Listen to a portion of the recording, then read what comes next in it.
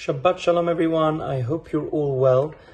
I'd love to share with you a fascinating machloket between the Ibn Ezra and the Ramban, Nachmanides, on the opening passage of this week's Parasha.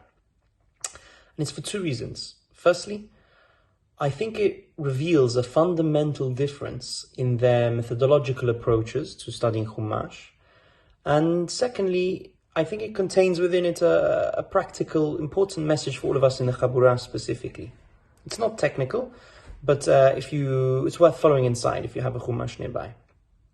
So, Abraham is famously commanded, Lekh, Lekha, me'artzecha, mi'molatecha, mi'bet avicha, leave your land, your birthplace, and your father's household.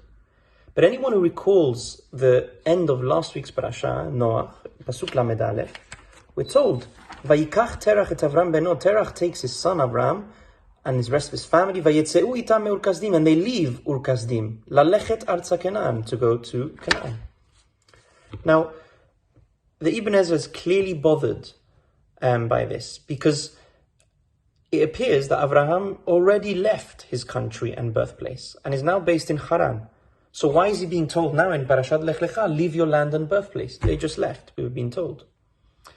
So he therefore employs the concept of the principle of En Mukdam Me'ochar B'Torah. There is no chronological order. And he says, Hashem tziva le'Avram ve'odenu be'Ur Kasdim. The calling took place when they were still in Ur Kasdim. So it's not in order.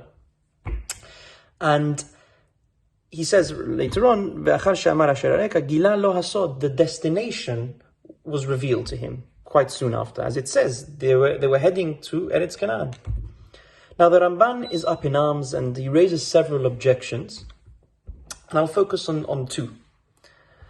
Firstly, it's the principle of En Mukdam. He doesn't say it here, but he says it in Parashat Korach.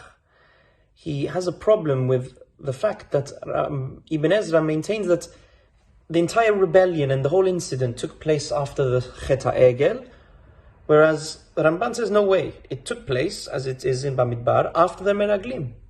And he says, he accuses the Ibn Ezra of using this principle of En Mukdam in many places. Shehu omer b'mekomot rabim en mukdam mochar b'Torah lirtzono. At will, he just uses this. And he says, no, it has to be under very certain circumstances, specific cases, and it has to have like a precedent or be based on the Gemara, not just whenever you want.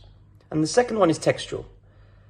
So we say, Vayikach Terach. Terach is the one who took initiative. Terach is the one who's leading this mission.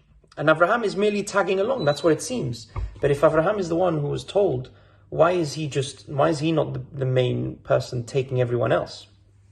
Now the Ramban, he has several proofs, and he understands that they were born in Haran, and they moved to Ur Kasdim, but therefore Haran, he is from Haran, so he's leaving from his birthplace, it makes sense. And he has a few proofs for that. Now Rav Saadia, in fact Rashi as well, they all seem to maintain, like the Ibn Ezra, that Abraham was born in Ur Kasdim. But the question is, how does Ibn Ezra handle the fact that Abraham was told, it says Vayikach Terach, and he was the one who was told to leave the land. Why isn't he the one taking initiative and leading it? And there is a Shita Acheret, another version of the Ibn Ezra, where he says clearly that Terach did Teshuvah, and Abraham told him everything and all his beliefs. And in fact, Rashi later on quotes this Midrash where it says that he did Teshuvah explicitly from the fact that it says Terach, Terach.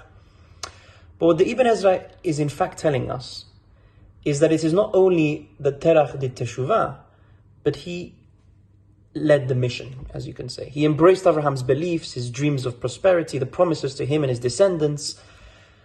The problem is when they reached Haran, Terach had enough.